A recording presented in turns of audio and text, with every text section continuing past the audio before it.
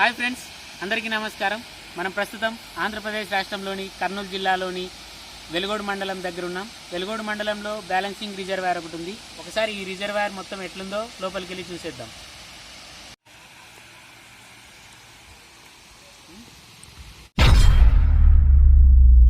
Velugodu balancing రిజర్వాయర్కి మనం చేరుకోవాలంటే ఆత్మకూరు నుండి సుమారు 15 కిలోమీటర్లు మరియు నంద్యాల సైడ్ నుంచి అయితే 30 కిలోమీటర్లు.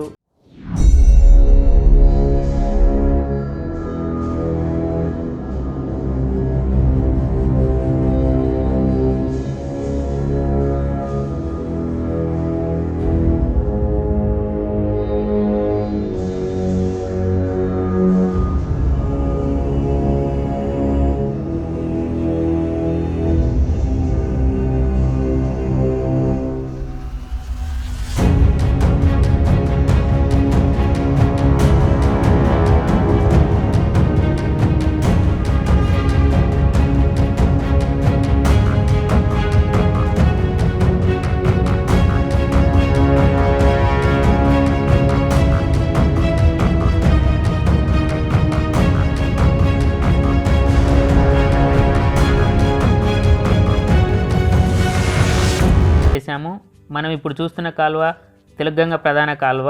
వెలుగోడు రిజర్వాయర్లోకి ఇన్ఫ్లో ఈ కాలువ ద్వారానే జరుగుతుంది. 1950 సంవత్సరం మొదట్లో తాగునీటి సమస్యతో అతలాకుతలం అయిపోతూ ఉండే చెన్నై నగరానికి కృష్ణా జలాలను అందించడమే సరైన పరిష్కారంగా ప్రభుత్వాలు, నిపుణులు భావించారు.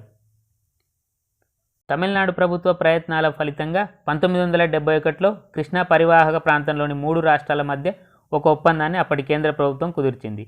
దీని ప్రకారం ఈ 3 రాష్ట్రాలు అంటే మహారాష్ట్ర, కర్ణాటక, ఆంధ్రప్రదేశ్ తమ వాటాలో నుంచి తలా 5 టీఎంసీలను చెన్నై కోసం తాగునీటి కోసం కేటాయించాలి. అన్ని రాష్ట్ర ముఖ్యమంత్రుల అంగీకారం తర్వాత 1978లో ప్రాజెక్టుకు సంబంధించిన పరిశీలన పనులు మొదలై 1983కి ముగిశాయి.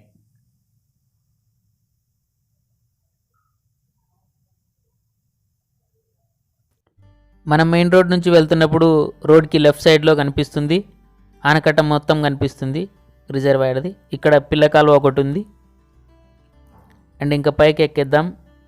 ఈ రూట్లో హెవీ వెహికల్స్ వెళ్ళడానికి అండ్ రూట్ సరిగా లేదు అండ్ ఈ పర్మిషన్ కూడా లేదు. సో 2 వీలర్ మీద వెళ్ళడం ఉత్తమం. చాలా స్లోప్ ఉంది.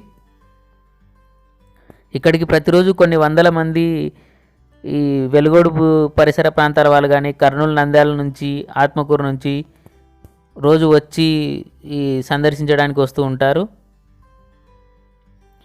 అండ్ ఫైనల్గా మనం పైకి వచ్చేసాం ప్రాజెక్టు దగ్గరికి. చూడండి, నిండు కుండలాగా మొన్న కురిసిన భారీ వర్షాలకి వరదలకి నిండు కుండలాగా ఉంది వెలుగోడు బ్యాలెన్సింగ్ రిజర్వాయర్.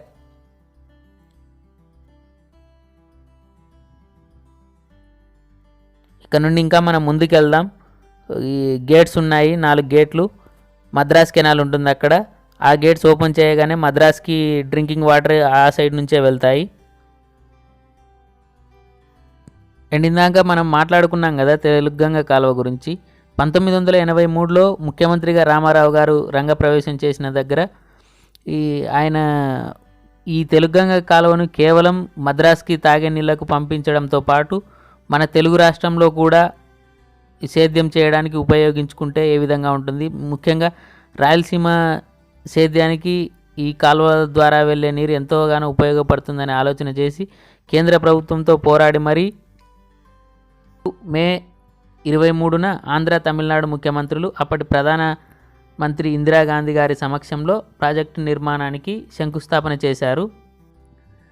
ఈ యొక్క తెలుగంగ మొత్తంగా 408 కిలోమీటర్లు పొడవైన ఒక కాలువ.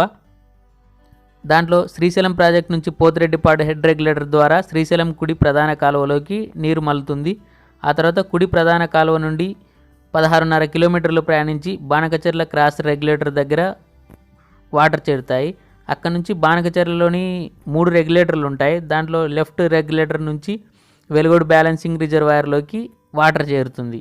మనం చూస్తున్నాం కదా, ఈ వెలుగోడు రిజర్వాయర్ నుంచి చెన్నముక్కపల్లి వద్ద పెన్నా నదిలో కలిసి సోమశిల జలాశయంకి చేరుతుంది. సోమశిల ప్రాజెక్టు నుండి 45 కిలోమీటర్లు ప్రయాణించి కందలేరు జలాశయం చేరుతుంది.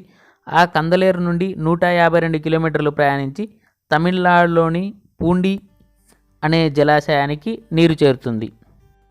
అండ్ ఇప్పుడు మనం వచ్చాం కదా ఈ పైన ఈ ఆనకట్టలాగా, ఈ కట్ట యొక్క పొడవు 11.64 కిలోమీటర్లు అక్షరాల, సుమారు 12 కిలోమీటర్లు ఉంటుంది మనం ప్రయాణం చేసిన ఈ ఆనకట్ట అనేది.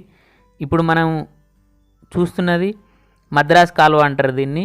అంటే ఈ కాలువ ద్వారానే మద్రాస్కి తాగునీరు వెళ్తుంది. ఇందాక మనం చెప్పుకున్న ప్లాన్ ఆధారంగా ఇక్కడ చూడండి 4 గేట్లు ఉన్నాయి మొత్తంగా, చాలా పెద్దగా ఉన్నాయి. ఇప్పుడు పూర్తిగా కంప్లీట్గా మూసేశారు.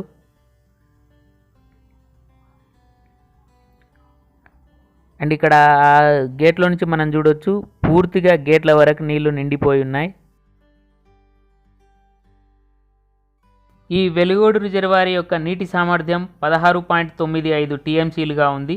ప్రస్తుతం 16.323 టీఎంసీలు ఉన్నాయి, అంటే ఆల్మోస్ట్ ఆల్ పూర్తిగా నిండుగా ఉంది. అండ్ ఈ ప్రాజెక్టులోని నీరు దగ్గరలోని నంద్యాలకి తాగునీటికి ప్రధాన వనరు.